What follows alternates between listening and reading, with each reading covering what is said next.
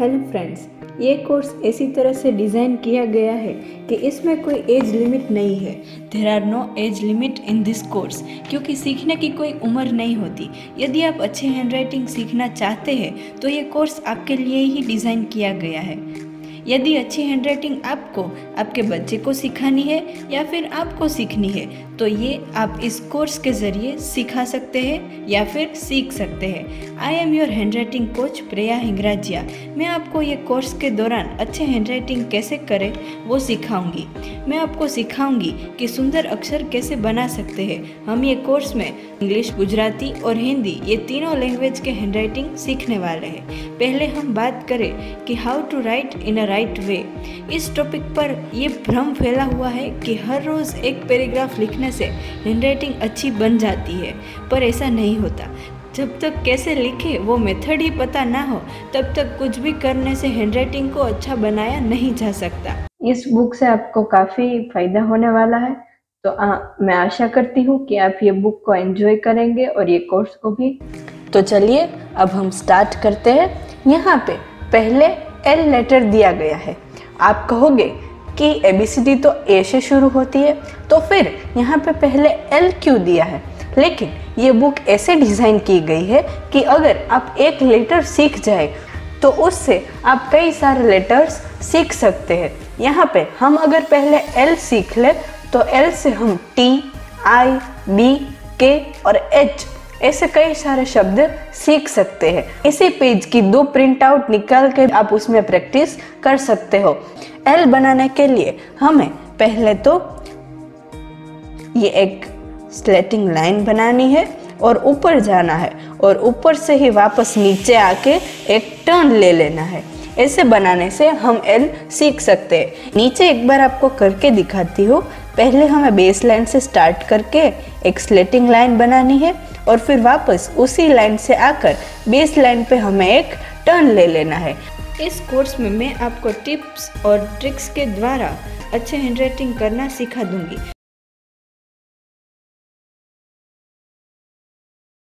यारो, डॉक्टर अब्दुल कलाम साहेब उन्होंने बहुत ही अच्छी बात कही कि सपने वो नहीं जो रात को सोते वक्त आते हैं। सपने वो नहीं जो रात को सोते वक्त आते हैं। अरे सपने तो वो है जो आपको रात को सोने नहीं देते।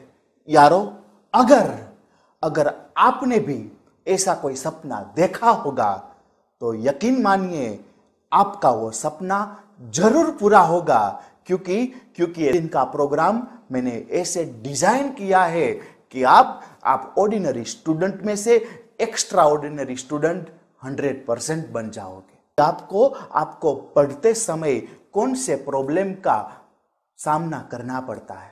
हेलो, मैं आपको बता दूं, ज्यादातर बच्चे ऐसे हैं कि जिनको पढ़ाई करना अच्छा नहीं लगता। ज्यादातर बच्चे ऐसे हैं कि जिनको याद नहीं रहता। बहुत सारे बच्चे ऐसे भी हैं कि जिनको याद तो रह जाता है, लेकिन जब एग्जाम हॉल में जाते हैं और लिखना शुरू करते हैं तो वो क्वेश्चन का आंसर उसे याद ही नहीं आता। जितने भी ब्रिलियंट स्टूडेंट मुझे सुन रहे हैं, जितने भी पेरेंट्स, जितने भी टीचर्स मुझे सुन रहे हैं, वो शायद सोच में पड़ जाएंगे कि आज तक तो हमने ऐसा कुछ सोचा ही नहीं। जी हाँ, तो अब मैं आपको वो 2 रीजन बताने के लिए जा रहा हूं। पहला रीजन ये है कि how to read and how to write, मतलब कैसे पढ़ना और कैसे लिखना। How to read and how to write, but how to remember, कैसे याद रखना, ये तो हमने सीखा ही नहीं।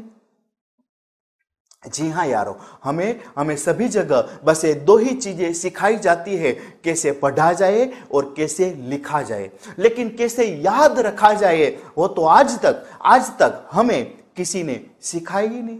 ऐसी ढेर सारी टेक्निक्स है, साइंटिफिकल टेक्निक्स, अगर जो हम इसका इस्तेमाल कर लेंगे तो हम पढ़ाई में मनचाहा रिजल्ट पा सकेंगे। लेकिन प्रॉब्लम यही है कि ये जो साइंटिफिकल टेक्निक्स है वो कौन सी टेक्निक्स है, उसे किस तरह अप्लाई किया जाए वो आज तक हमें किसी ने सिखाया ही नहीं।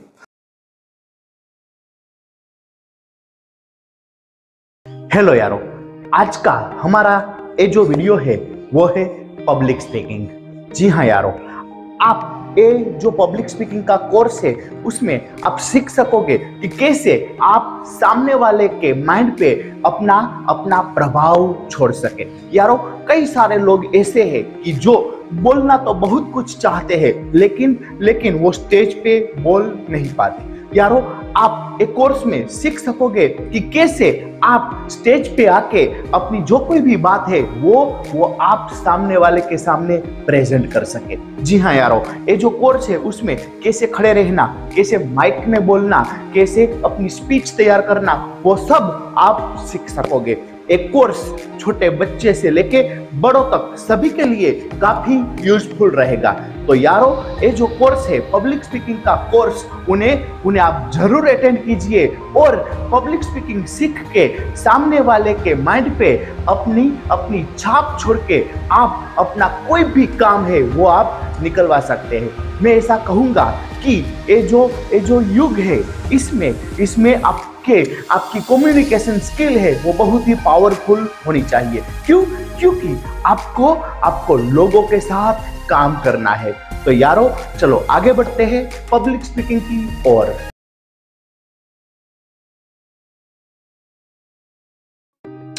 हेलो यारो, मैं आपको हमारे प्रोग्राम में वेलकम करता हूं। हमारा ये प्रोग्राम का नाम है इंग्लिश बिंदास बोल। जी हाँ यारो, आप भी एक कोर्स के बाद बिंदास इंग्लिश बोल सकोगे। मैं आपसे वादा करता हूं कि आप बहुत ही आसान तरीके से इंग्लिश बोलना सीख जाओगे। यारो, मैं आपको ऐसी टेक्निक्स सिखाऊंगा कि जो टेक्निक्स शायद ही आपने कहीं सुनी होगी या तो आपने कहीं सोचा होगा। मैं आपको ऐसे तरीके से इंग्लिश समझाऊंगा कि आपका दिल गार्डन हो जाएगा। यारो, मैं आपको टेंस नहीं सिखाऊंगा। क्योंकि हमें बातें करना सीखनी है।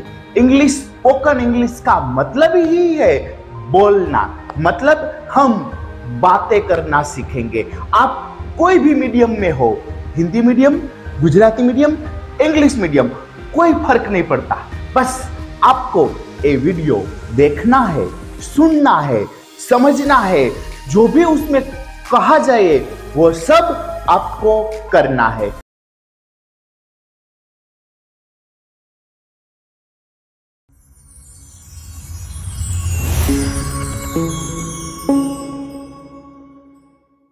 हेलो यारो, आज हम सीखेंगे टेबल कैसे याद रख सके। जी हाँ यारो, हमें टेबल याद रखने में बहुत ही दिक्कत होती है, लेकिन मैं आपको ऐसी ट्रिक बताऊंगा कि जिनके जरिए आप कोई भी टेबल बहुत ही आसानी से याद रख सकोगे। मान लीजिए हमें 1 2 का टेबल याद रखना है, तो हमें क्या करना है, सिर्फ A1 का टेबल यहां लिख लेना है।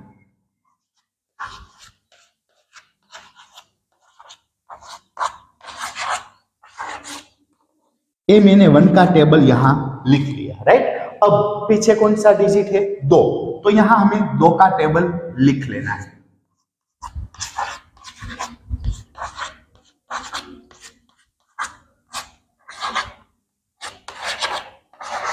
ये हो गया 2 का टेबल। अब ये 12 एजिट ऐसे ही रहेगा, 2 4 ऐसे ही रहेगा, 3 6 ऐसे ही रहेगा, 4 8 ऐसे ही रहेगा। अब यहाँ क्या आएगा, ये जो पीछे का डिजिट है वो ऐसे ही रहेगा, ये दोनों का प्लस 2 यहां लिख दो, ये दोनों का प्लस, ये 4 यहां, ये दोनों का प्लस।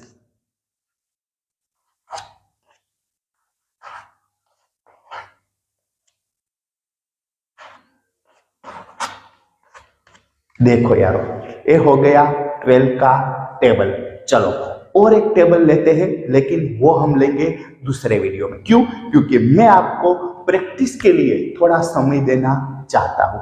तो दूसरे वीडियो में हम कोई दूसरा टेबल लेके आएंगे। तब तक के लिए थैंक यू और bye bye.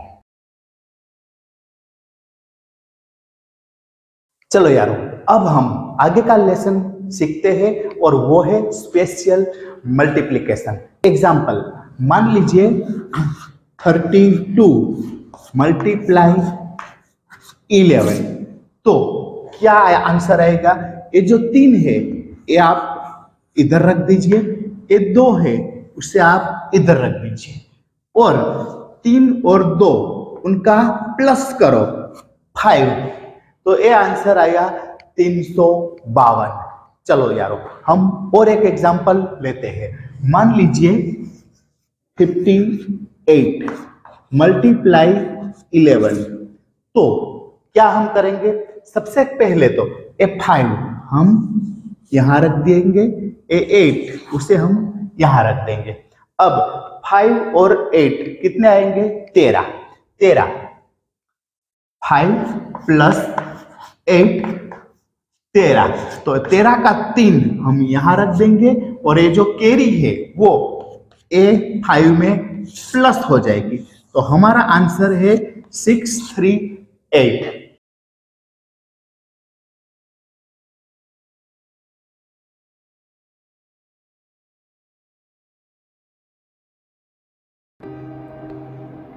Hello, great morning everyone. आज मैं आप सबको कुछ नया सिखाने जा रही हूँ जो आपके लिए बहुत ही फायदेमंद है, जिसका नाम है अबेकस। अबेकस एक ऐसा टूल है जिसकी हेल्प से हम मेंटली काउंटिंग कर सकते हैं। अबेकस की हेल्प से आप प्लस, माइनस, मल्टीप्लिकेशन और डिवीजन ये सब कुछ ही सेकंडों में कर सकते हैं।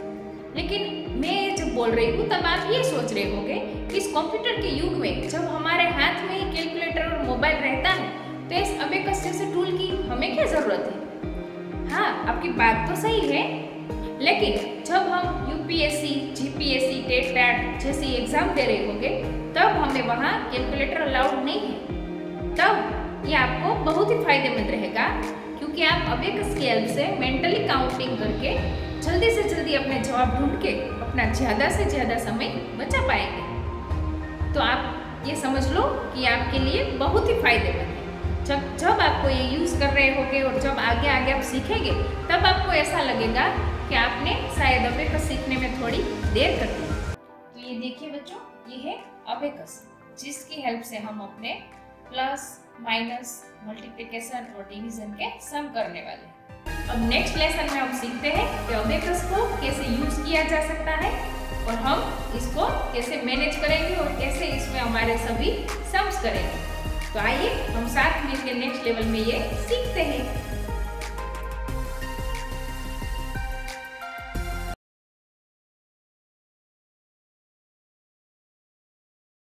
अब मैं बात करूं कि रूबिक क्यूब, तो कहीं सारे लोगों को लगेगा कि इसे सोल्व करना तो बहुत ही टफ है। तो मैं नैन्सी उंधार आपको बताना चाहती हूँ कि इसको सोल्व करना तो बहुत ही इजी है। हमें उसे सोल्व कैसे कर सकते हैं, और उसके पहले मैं आपको रूबिक क्यूब के बारे में कुछ इन्फॉर्मेशन देना चाहती हूँ। तो आइए देखते हैं कि हम 2x2, 3x3 और 4x4 रूबिक क्यूब को किस तरह से स्टेप बाय स्टेप हम सोल्व करेंगे। तो हमें मालूम है कि क्यूब में कितने फेस होते हैं। क्यूब में हमारे टोटल 6 फेस होते हैं।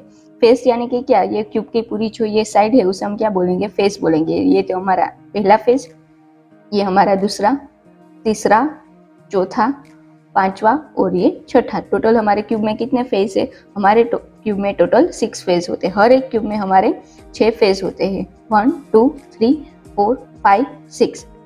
4x4 रूबिक क्यूब में भी हमारे 6 फेस होते हैं। 1 2 3 4 5 और 6। इस वीडियो में हम देखेंगे कि 3x3 रूबिक क्यूब को हम किस तरह से स्टेप बाय स्टेप सोल्व करेंगे। तो चलिए किस तरह से हम स्टेप बाय स्टेप सोल्व करेंगे देखते हैं। हम पहले क्या करेंगे, इस बॉटम लेयर को हम सोल्व करेंगे। नेक्स्ट हम क्या करेंगे, ये हमारा मिडल लेयर को सोल्व करेंगे और लास्ट में हम टॉप लेयर को सोल्व करेंगे।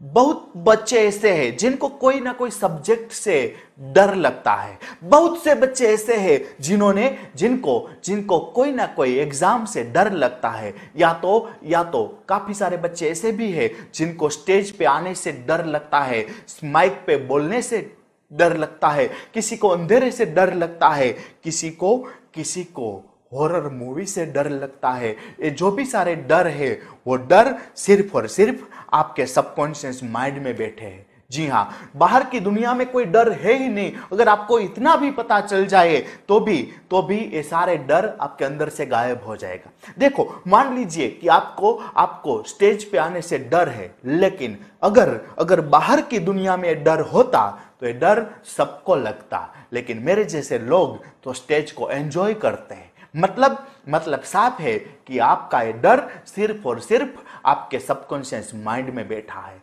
मैं अभी आपको प्रैक्टिकल करवाऊंगा।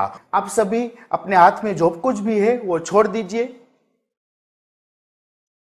आप सो सकते हो, चेयर में बैठ सकते हो, कहीं भी सपोर्ट लेके आप जो मन चाहे ऐसी स्थिति में आप बैठ जाइए या तो सो जाइए।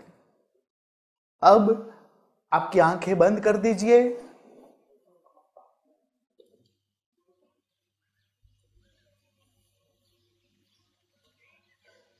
अपने शरीर को बिल्कुल ढीला छोड़ दीजिए।